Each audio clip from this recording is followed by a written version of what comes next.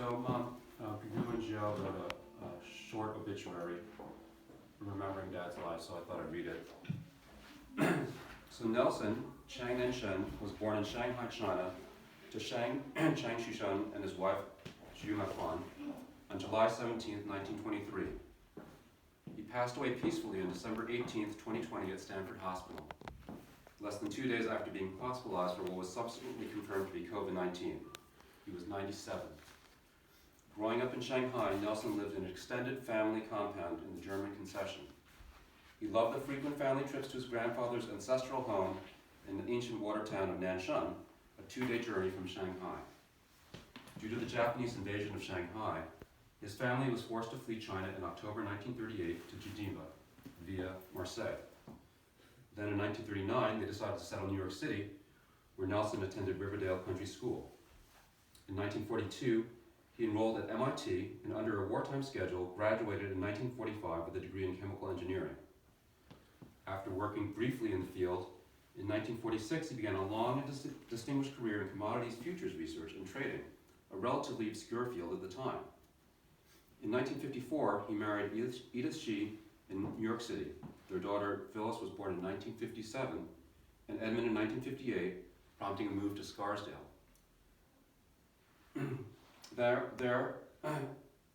Edith and Nelson welcomed their second son, Lawrence, born in 1965.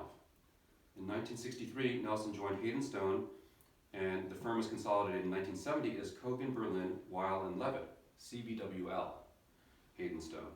He worked in some of the iconic office buildings in New York City, the GM building, and then for many years in the World Trade Center, making the long daily commutes to Westchester and later to Darien, Connecticut. In 1980, he became president of Hayden Commodity Corporation and moved the business to Greenwich, Connecticut to be closer to home. Finally, in 1986, he established Chang Management, a futures venture, officially retiring in 1993. In the mid-1980s, Nelson and Edith spent winters in San Francisco Bay to be close to their 3 children who were all in California at the time. Then, in 1989, they made the move permanent, settling in Lafayette, California. They enjoyed urban living in San Francisco for a decade, residing first in Nob Hill, then Russian Hill, and finally settled in their current home at the V in Palo Alto in 2008. Nelson loved being by the water. He enjoyed sailing on Long Island Sound on his Norwegian Yingling sailboat, coastal and inland cruises around the world, and even built and sailed model boats from Central Park to Spreckles Lake. He and Edith were dedicated amateur ballroom dancers and had their Hollywood moment appearing as extras in the Shanghai nightclub scene filmed at Filoli Estate in the Joy Luck Club. He was a hobbyist and a skilled craftsperson. In retirement, Nelson and Edith continued to enjoy traveling with friends and family and look forward to annual reunions in Monterey, Honolulu, and Vancouver. In the late 1980s, he took up painting. They loved their community at the V, making many friends and engaging in activities such as ceramics, nursing a community flower garden, and even serving on the culinary committee. One of his proudest achievements was the multi-year effort to revitalize and expand the cultural significance of his beloved Nanshan homestead, which has now become a national landmark in China. Nelson blended his engineering and analytical mind with a love of nature and a keen and wry wit. He was always patient and supportive of his children, a wonderful and loving role model. He will be dearly missed by all his friends and extended family. So Gugu and Jia wrote that obituary, and we'll publish it, and so people can know about Dad, and I'll put it in the B. So I thought what I'd do is I'd just say a few more words for everyone here and to Dad.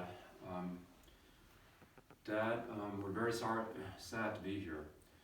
At the same time, we find solace knowing you had 97 years with us, and as Gugu and Jia have written, those were rich years full of personal and professional accomplishment, of travel, good memories, good food, good Chinese food, and lots of love from your friends and your family.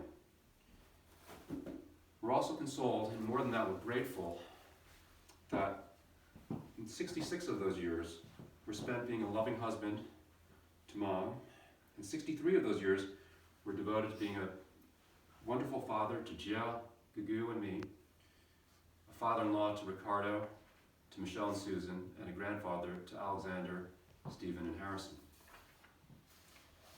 You will always be in our memories, and the things you taught us, both by your example and by your words, and I have to admit, even your Confucian lectures, guide us every day. You taught us not to be afraid to think unconventionally, to work hard to achieve the things that you felt we were capable of, to preserve our integrity and our reputations, and to be always forward-looking. Those ideas will stay with us, and hopefully they'll get passed down to Stephen and Harrison and Alexander and generations after them. We know how you cherished your heritage and the past. After all, you collected Chinese coins for many years and spent all this time working in the family history. But at the same time, you were firmly focused on the future, thinking of what was next on the schedule, planning the next trip, what to do on our next trip, developing long-term plans, never looking back at bad investments, always looking for the next good one. So we love you and we miss you. And your memory and the things you taught us kids will always stay with us. But at the same time, we're always resolved to move forward because that's how you appreciated life yourself. We love you very much. So, Jia, or you, or anyone else, do you have anything you want to say? And I'll try to increase the volume a little bit.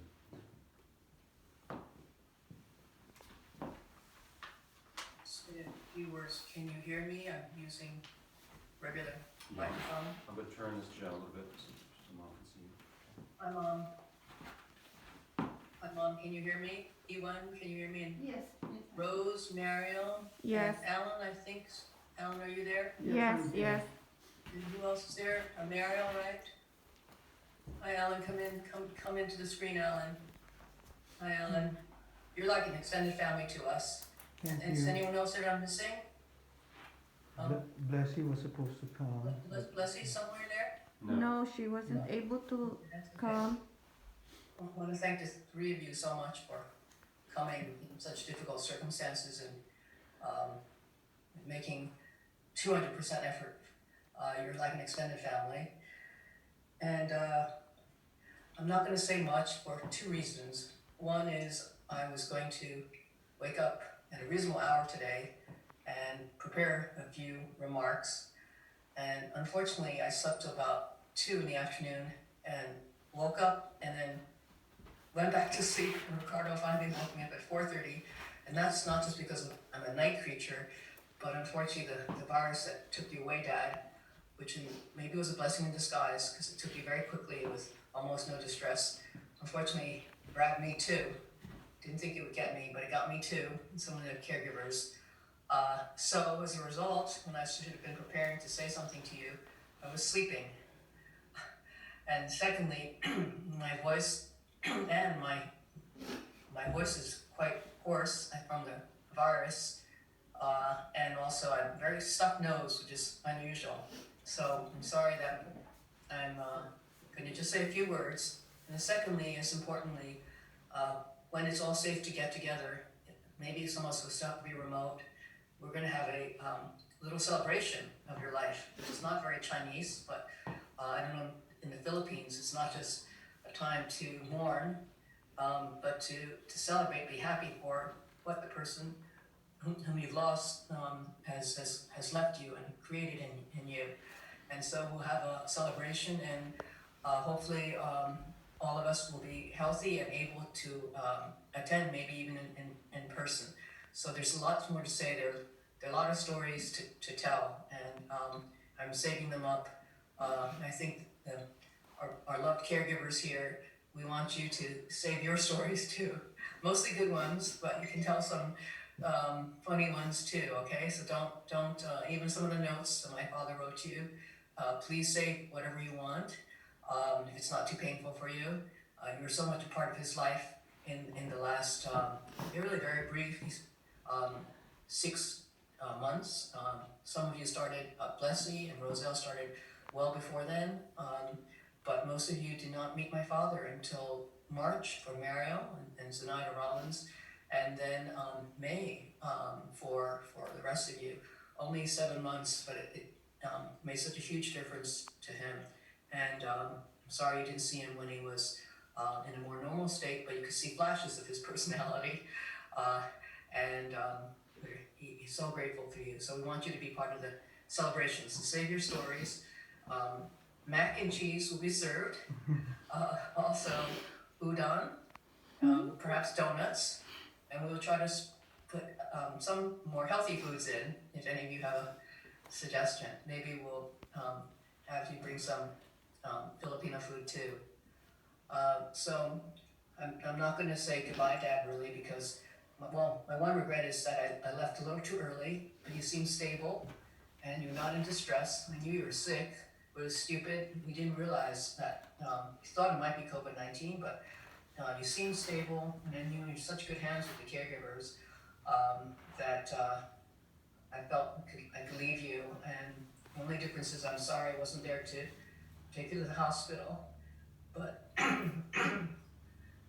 but I think it was only a few hours that you're really by yourself, and Mom and the caregivers went over, and you already had been sedated at the suggestion of Dr. Daniel Rogan, marvelous ER. And we're going to thank him too. And your condition was not very good already; it's quite dire, and your wishes were very clear. You're such a planner. So 2013, even earlier, you and Mom had done a lot of planning about your medical treatment, and so it's only a few hours, maybe an hour, hour and a half, that you feel like you're by yourself, and that's only because of the coronavirus. Mom couldn't go in, and the caregivers again that just don't know how to thank you. The risk to you, the stress. No one likes being in an emergency room. Without any hesitation, I was working that night, offered to go over and to even go in if possible. So I think that you're probably only by yourself and conscious for an hour, hour and a half, and then you were sedated and fell asleep. And I'm sorry that Mom, don't feel bad. When you visit Dad, he was sleeping and resting, lightly sedated. So I'm sorry that he didn't respond to you, but I think you should have peace of mind. He was resting and just gradually slipped away. No distress at all. So saying goodbye and having some last words or last conversations would have been really meaningful. But on the other hand, Dad, your dementia was getting worse. And so probably when we start a conversation, you'd say, take me to the bathroom or take me to bed. So it was just very brief discussions anyhow. And I think what we didn't have a chance to say, we knew already. And left behind in me, for better or worse, many of your traits. I think people say I take after you. When I went back to the V, to your apartment, I saw some of the files that you still had there. You took away most early on as you were moving out, and I saw how organized you were. You loved filing things away. Incredible years, very organized, very systematic. So I love to file things away also. So I hope I've taken some good traits from you. You lived a great long life. So I feel very sad, but after the sadness is over, I feel very happy. And again, Mom, don't be too sad. This is probably about a blessing in disguise. Sue, Audie, Alexander lost Jean, another grandparent, and she had been ailing for a while. And in the end, Sue said it was very peaceful like that, just slipped away, was sedated. So although the virus is a horrible thing, and we couldn't be there with you, Dad, we know in the end it was very fast and non-stressful for you. So much more to say. Again, I want to thank so much Ewan also for your coming. You really didn't have to do that. The virus made this extraordinary. It's very painful to do things Zoom when we should all be together and hugging each other. But we will have a time together, and I want Rose, Ellen, Mariel, I want you to know how much you did for my father and for my family.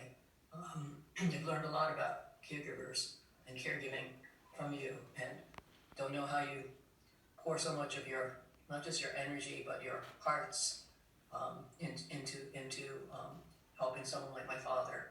And I think despite sometimes his, or frequently towards the last 3 months, is being impatient and difficult, I think actually he had a lot of affection for you. And sometimes hopefully you knew that too. You know, in some ways he looked to you all more than to the family, because when we'd say, I always remember him saying, hello, hello, hello, hello, in a kind of a little sad, weak, but clear way. And then sometimes I would go over, and a few times he said, no, no, caregivers, caregivers. So, thank you so much. Be sad, but also please be happy in knowing how much you've done for my father and my family. And lots of stories. Yeah. Thanks, Joe. Oh, Yeah. Mom, I just want to echo what Dad, we did have a celebration of Dad's life, and we'll be able to tell some really wonderful stories. We all have a very list of memories, of us all being together, growing up. I think some of the photos reflect some of the great times that we had, and we'd like to share those with everyone in the future when we can. Label. But there's one thing I was just thinking a little bit about what Baba said. Our dad had always had planted one foot in his Chinese heritage and had the other foot moving forward in his life in America. So I wanted to read a poem, which you might be familiar with, by the 8th century Chang Dynasty poet named Li Bai. And this is called A Quiet Night Thought. Beside my bed, a pool of light, is it hoarfrost on the ground? I lift my eyes and see the moon, I bend my head and think of home.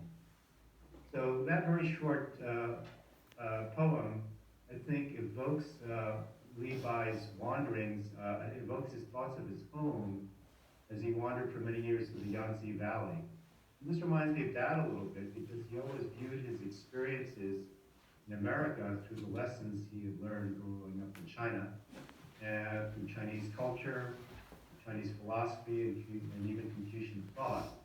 So for example, the emphasis he always placed on the importance of the extended family, the love within the family, the love of the parents for their children and for the children of their parents, and also the virtues of honesty, loyalty to his family, friends, respect for societal norms. All those things that he not only said but practiced throughout every day of his life. But at the same time, as Baba alluded to, he was very American.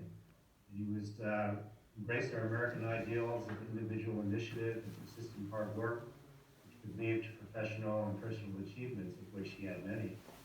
And also, for example, in the unflinching support he had for the different directions his 3 children took. One of them a successful human rights attorney, another one an architect, another one involved in finance. Dad was always encouraging of the different paths and interests that we had. Never put any pressure on us, go in a direction that we weren't comfortable with. So that's one facet of Dad's life that I always will marvel at, blending of the traditional and the modern, guiding his life's moods, and the joy and the appreciation that his family experienced from all of these life lessons that he passed down to us. So Mom, Dad's always going to be in our thoughts.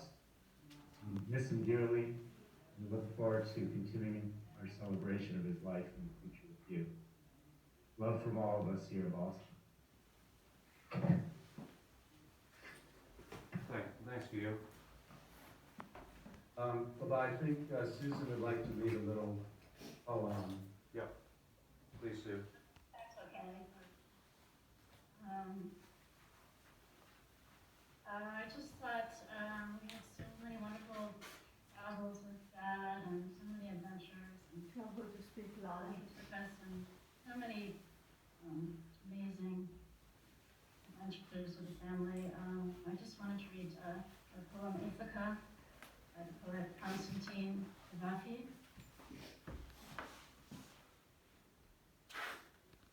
As you set out for Ithaca, hope the voyage is a long one, full of adventure, full of discovery. Lystragonians and Cyclops, angry Poseidon, don't be afraid of them. You'll never find things like that on your way as long as you keep your thoughts raised high, as long as a rare excitement stirs your spirit and your body.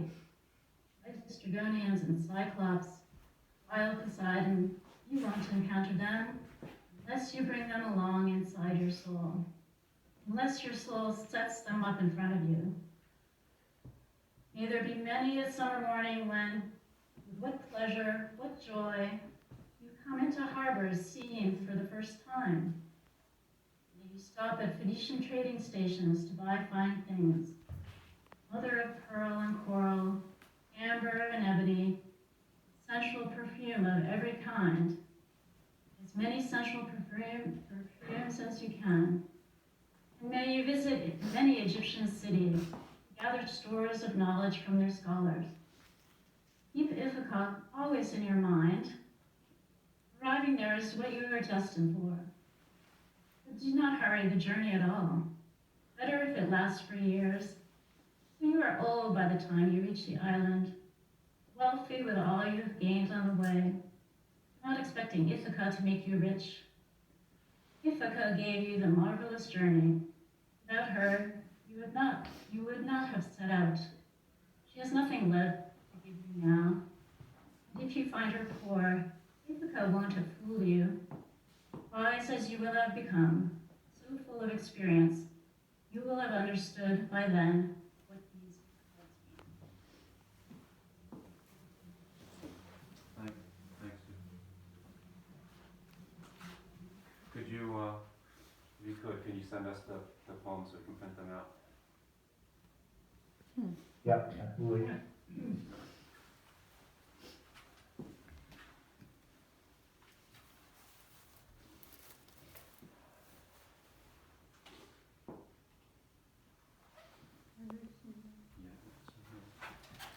show you this, I don't know if you saw the beautiful spread that you drawn in. Yeah, that's actually from our Ni and Yao, our whole family.